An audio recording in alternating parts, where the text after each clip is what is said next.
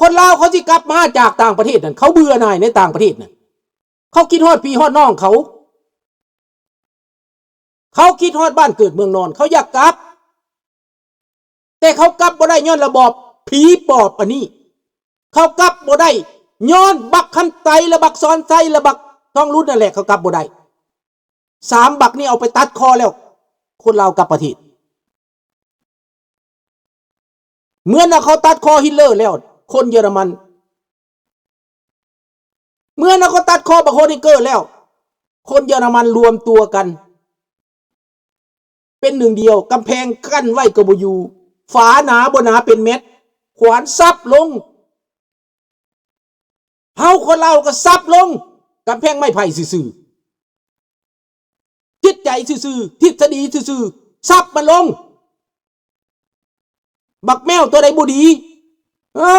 ไล่กลับขึ้นเมืองจีนพุ่นมึงระวังไว้อีปานีกับอีทองอีห้อยแห้งอีเวียงทองห้อยแห้งนั่นมึงระวังไว้สิเอาซากกระเบือให้มึงน่ะอายุเท่าไหร่เขาก็กลับเขาอยากกลับมันจะมีอะไรเด็กก็กลับลูกก็กลับถ้าบ้านเมืองมันมีประเทศที่มีประชาธิปไตยมีความศรีวิไลกลับได้หมดนั่นแหละไม่มีอายุเด็กก็กลับได้ตาราต้องคิดมุมนี้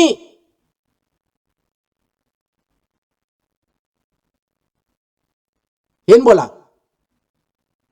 คนแก่มาเขาก็มีตังมาแล้วเขาไม่ได้มาเป็นภาระรัฐบาลแม้แต่ประเทศไทยน่ะถ้าประเทศไทยให้ความคุ้มครองให้ความปลอดภัยคนแก่คนลาวในต่างประเทศเขาจะกลับไปอยู่เมืองไทยแต่มันเป็นไปไม่ได้ประเทศไทยไม่รับต้อนเขาผลักดันเขาอีกลุงก็ไปลองเลยดิว่าสิไปอยู่เมืองไทยจักปี2 ปีหรือไปอยู่ตลอดไปคือพวกฝรั่งไปอยู่มันบ่ได้เด้บัดฝรั่งไปอยู่ได้เห็นบ่ล่ะไอ้ลาวไปอยู่นี่บ่ได้เพราะมันรู้จักภาษากันมันรู้จักตับจักไตใส่พุงกันไปบ่ได้ไอ้ลาวแต่ฝรั่งไปอยู่หนองคายอุดรเต็มฝรั่งขี้อึดขี้ยาก็บ่อึดฝรั่งขี้ยาก็บ่อึดแต่คนดีๆคือคนลาวนี่บ่เอาขอโทษลุงไปลองแล้วเบื่อคือว่าบ้านแม่ของผมนะจะรับต้อนผมดีขอโทษสนุกจังเลยนะนั่นล่ะพี่น้องมีทางเดียวเกิดศึกสงครามประเทศลาวจะสร้างให้เป็นพวกลาลิเบเต้พวกลาบอนเนอร์พวกลาเดโมคราซีอีลาโปรสเปริตี้แน่นอนท่านบุญสนิทคนลาวต้องมีให้มันเป็นสวรรค์ให้มันเป็นพาราไดส์ของคนแม่ในเมืองลาวน่ะคนลาวนิสัยดีอยู่แล้วนิสัยอ่อนน้อมถ่อมตนอยู่แล้วแต่พวกที่มันแกงกระด้างนะแม่นพวกแก้วสร้างมันมาพวกเจกสร้างมันมาสบายดีแก้วเมกสบายดีบีตองแล้วเฮาลาวในต่างประเทศเนี่ยเฮาเห็นเบิดแล้วเฮาประสบการณ์เบิดแล้วเฮาอยากกลับคืนมาให้เมืองลาวเฮาดีขึ้นให้ลูกหลานเฮาอยู่ดีกินดีให้มีการศึกษามีความรู้มันผิดไผล่ะมันผิดกระดานหัวผู้ใดมันนักหัวผู้ใดมันนักหัวบักไหนนักหัวบักคำไตวะมันตายแล้วตายหมับมาแล้วมันตายแล้วมันตายกระแดงแล้วมันเป็นขี้เถ้าแล้วนักหัวบักสอนไซมึงตั้งสิเป็นปรปักษ์กับลาวบ่สอนไซกูจะกำพืชมึงแล้วเกิดทำไมสงครามนี่นะข้าพเจ้าว่าเกิดแน่นอนเด้ขึ้นภาษีกัน100แล้วท่านเดือนพร้อมบ่สิไปนำกันแล่นบ่ได้กระนังน้ำหลังกันบ่ต้องย่านเอาใจไป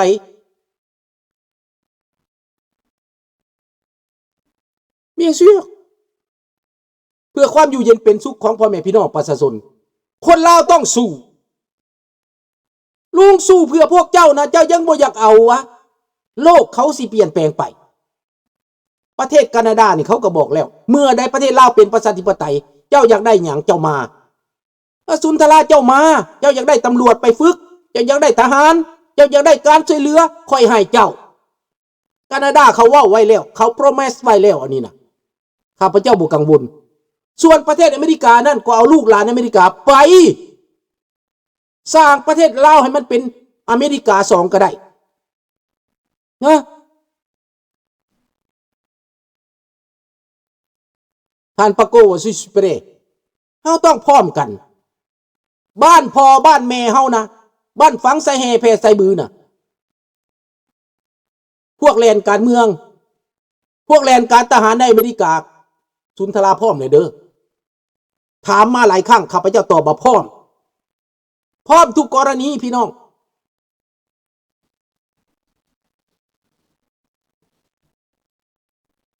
เกินหมอมันซะด้วยกันแหละไปด้วยกันเบิดพี่น้องพี่เป็นพุงเลยนะพี่น้องเปลี่ยนแปลงอย่างขนาดใหญ่บ่เอาแล้วแบบเก่าๆหั่นน่ะพอแล้วการเมืองแบบเก่าๆหั่นน่ะพี่น้องจุดชนวนคือหยังเศรษฐกิจ125%ต่อ125%ซ้นกันจีนตีเทียบอเมริกาจับมือกับรัสเซียหักหลังอเมริกาพี่น้องรัสเซียหักหลังอเมริกาอีตาถ้ำหูจักแล่บาทนี่นะพีทเฮเซตไปหยังไปเบนเยียมไปบูเซนไปประชุมกันอยู่หน้าโต๊ะเขากอดคอกันปับมือนี่ครับพระเจ้าบึงพอใจเต็มที่พี่น้องแล้วมอสกูระเบิดตุ้มมอสกูคนมอสกูขวัญเสียผีพ่อเบิดแล้ว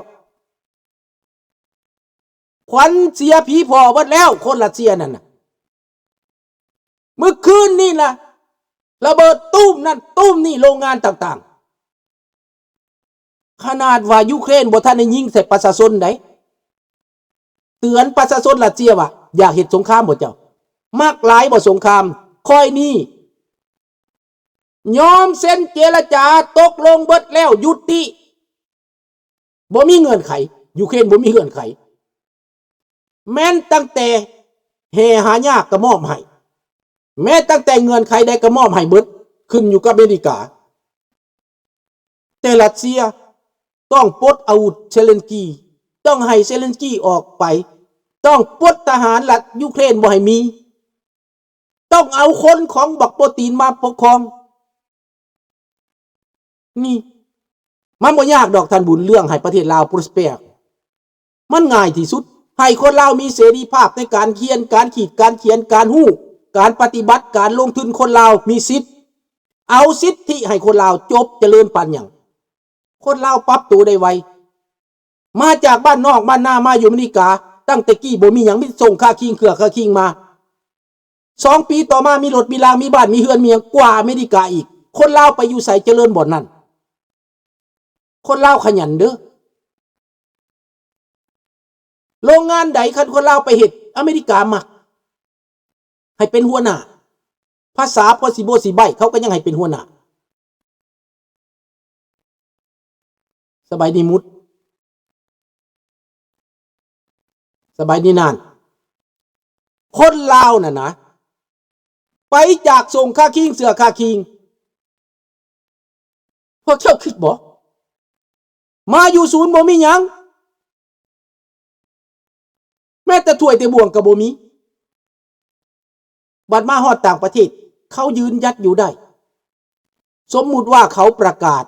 สงครามโลกน่านฟ้าน่านน้ำเส้นทางเดินเรือจะถูกปิดหมดต้องใช้ความพยายามกันหน่อยในการเข้าประเทศลาวโอ้ยง่ายอันนั้นน่ะง่ายเด้อพี่น้องง่ายเด้อทัตราเขาปิดน่านน้ำน่านฟ้าคนลาวเขาไปนะมหาอำนาจเขาเป็นเพื่อนมหาอำนาจเขาเป็นเสี่ยวมหาอำนาจคนลาวน่ะเข้าไปในนามแคนาดาเข้าไปในนามอเมริกาเข้าไปในนามเขาไม่ได้ไปในนามคนลาวทัตราไม่ต้องกลัว ถ้าทหารก็เป็นทหารอเมริกาน่ะอเมริกาเอาไปเอง ไม่ใช่จะเดินไปผ่านประเทศไทยไม่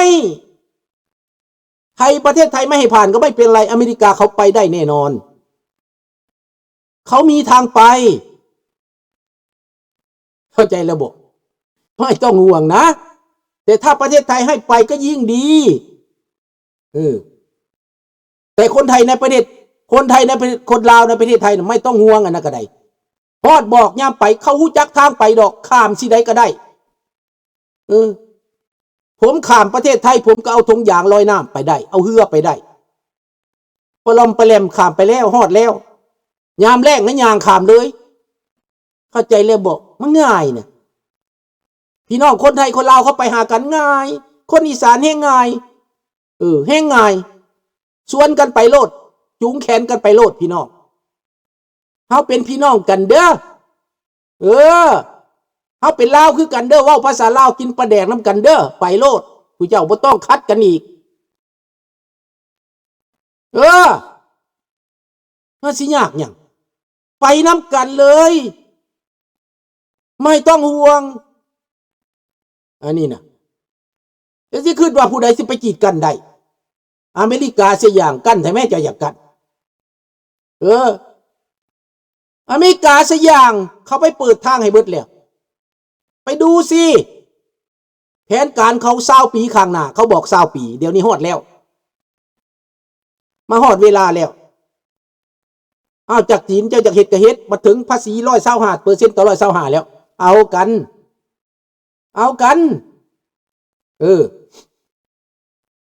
ญี่ปุ่นไปทางใดญี่ปุ่นสิว่าให้ฟังมื้อนี้ยาวหน่อยหนึ่งเด้อกายเวลาไปอีกสัก10 นาทีญี่ปุ่นสมัครใจขอเข้าอยู่ในหน่วยร่วมนาโต้แล้ว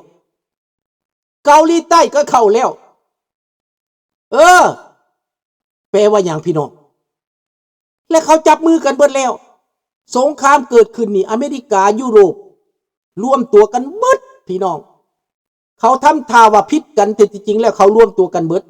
เขายั่วอเมริกายั่วให้ยุโรปประกอบอาวุธพี่น้องยั่วให้ยุโรปเอางบประมาณออกมาเหตุสงครามพี่น้อง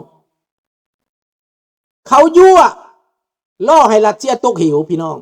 เขายั่วให้จีนนี่โมโหโทโสขึ้นมาเพราะว่าเขาฮู้ว่าจีนคิดจังไดเขาอ่านกันเบิดเขามีนักอ่านเขามีนักคิดขนาดดิปซิกก็ยังไปหลักของเขามานะ AI ก็ยังหลักของเขามาบักขี้หลักแล้วมันบอกว่าบ่มีไผสวยมันโอ้ยพี่น้องเอ้ย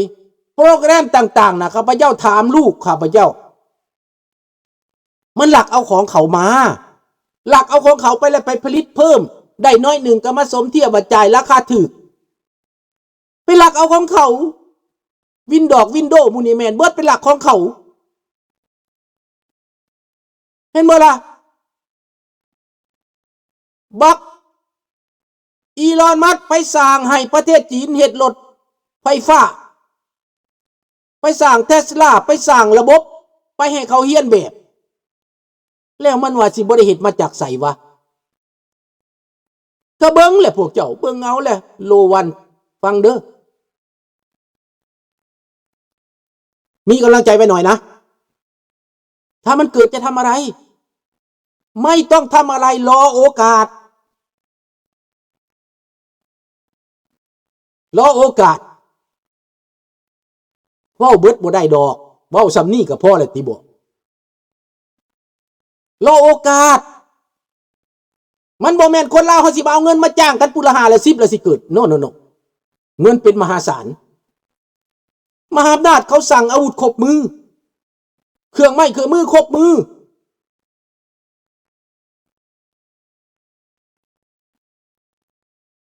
ศาสนามันอยู่บ่จำนวนคนมันหลายโอ้ยหลายปานใดก็สู้เขาบ่ได้เรื่องเทคโนโลยีของเขาน่ะมันสูงกว่าขนาดรัสเซียว่าเก่งที่สุดแข็งที่สุดนะอเมริกาบ่ได้หลบพ่อคนนะก็ยังไปบ่ได้เขาใช้อาวุธที่เก่าแล้วไปหาอยู่